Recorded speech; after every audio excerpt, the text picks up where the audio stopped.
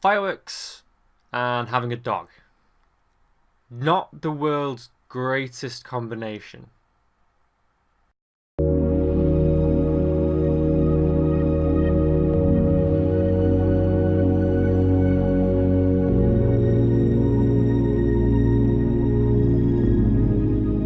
Hey kids, Jester here. Welcome back to the court. Now, don't get me wrong, I love fireworks. What's not to love? They go up into the sky, they look pretty, they explode, there's a big bang, fire, and works. But when you also have a dog in the house, I'm sure most of you who have a canine companion can probably agree, not the best thing in the world. Now I'm smiling and I'm trying to keep this jovial because I try not to get too serious unless I'm doing a charity thing, and even then I try not to get too depressing or angry because that's not who I am most of the time anyway. But this one could very easily become a rant. We'll see where it goes. But yeah, our dog, who many of you may have met in a previous court or in previous vlogs from back in the day or in various Let's Plays, which has been in the background, Bonnie, my little Bonnie, which I just realised is maybe a little bit close to My Little Pony. She is quite afraid of fireworks, I have to admit. Don't know why exactly. We had, all the usual things that you have, these CDs with the sounds on them that you play gradually louder as they grow up, or this kind of thing that's supposed to desensitize them. But she's always been nervous of fireworks, but then again, at the same time, she's always been a bit of a nervous dog.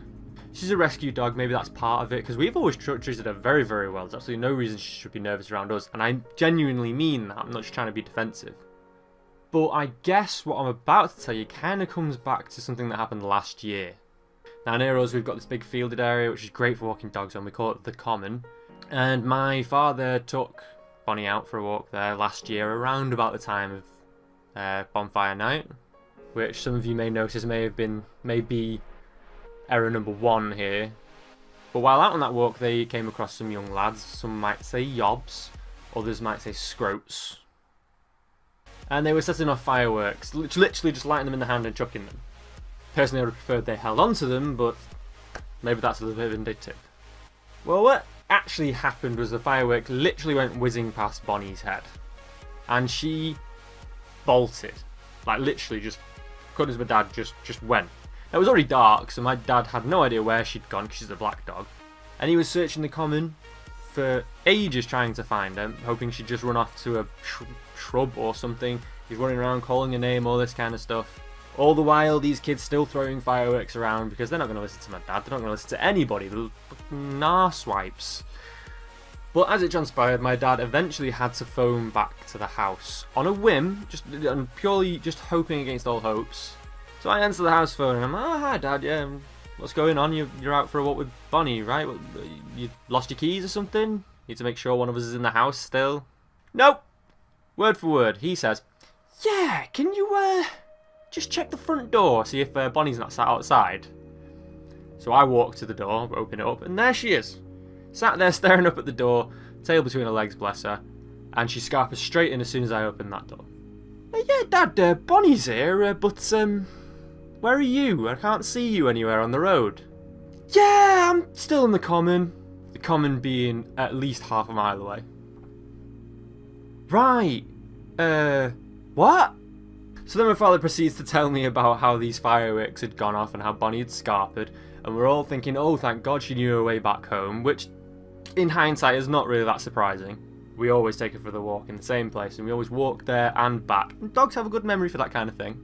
So yes, she was really nervous that year around the fireworks and all that kind of thing. For a week there, she was really sort of skittish and anxious and all that kind of thing, which she kind of is in a way already anyway. But it was a bit more so. And then come to a year later, this year, and she's been fine up until this point. Until, very unfortunately, bonfire night comes back around, there's more fireworks going on, and we figure she's just sort of remembering what happened last year. Even though these fireworks are far off and quiet, being so far off, she's still associating them with the big one that's gone off and scared them out of her. Don't know why I bleeped myself there. And she's suddenly become this nervous wreck again, and it's really distressing.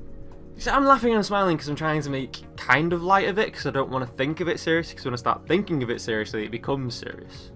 And maybe that's like a cop-out or in some way insensitive in itself, but just let me do things my way, please. So yeah, so she's really freaking nervous, and it's horrible seeing her moping around the house. It's like she's depressed or something. It's horrible. Sometimes you'll find her and she'll be fine. She'll be great. She'll be the same old bunny as bounding around like a deer going mad for flowers and bark. What does that even mean? Most days she'll be fine. But then she suddenly gets really nervous when it goes dark, and it's like she knows the fireworks are coming because people are still setting them off even now. And it's just, it's painful to see her in that sort of state. And yeah, much as I thought, that did kind of get a little bit depressing there towards the end, but there you go. Such is the nature of the beast. My point is, if you have a dog and there are fireworks going off anywhere near where you are, be really careful about how exactly you let that dog react, I suppose. That sounds really abstract, but I hopefully you get what I mean. Let me see if I can clarify it a little bit. Like, if you know there's going to be fireworks going off, try and see if you can distract your dog so that they don't have only that to concentrate on. Because we think that's where we've gone wrong this year in particular. She has to go out in the backyard before everyone goes to bed for all the business.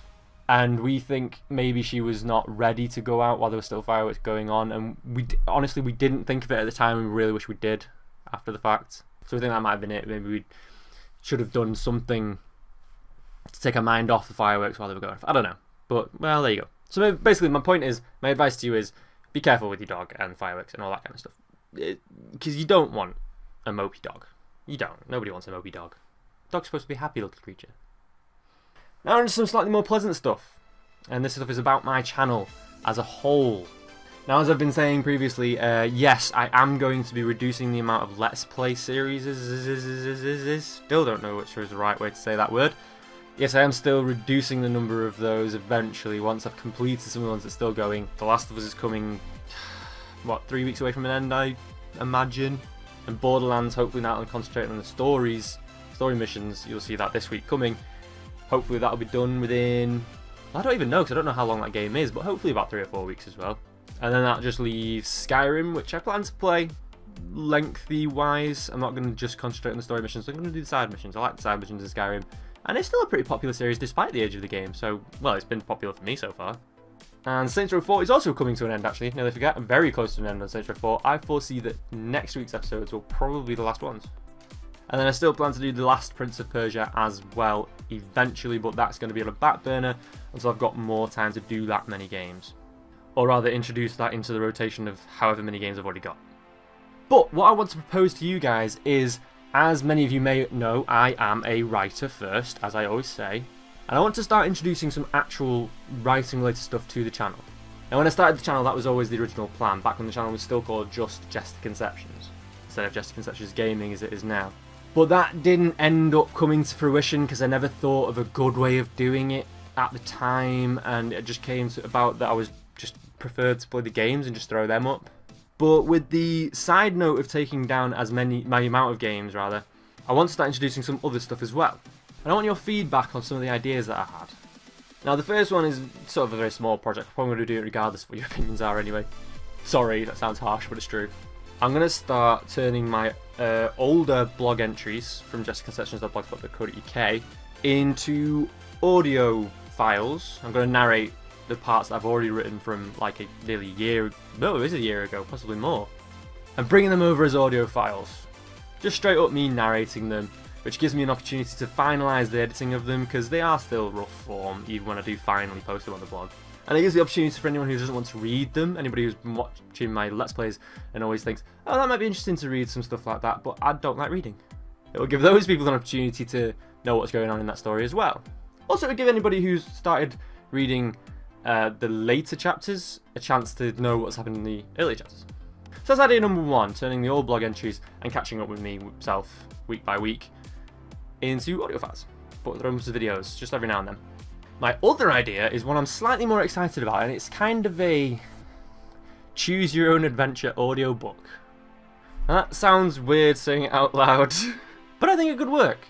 It depends on how I decide to tackle it, and if there's going to be enough people interested in it. Now obviously I'm not in a state right now to make a choose your own adventure video kind of series. I don't have the equipment, I don't have the staff, I don't have the time. I say staff like I have a company. in name, kind of, I suppose.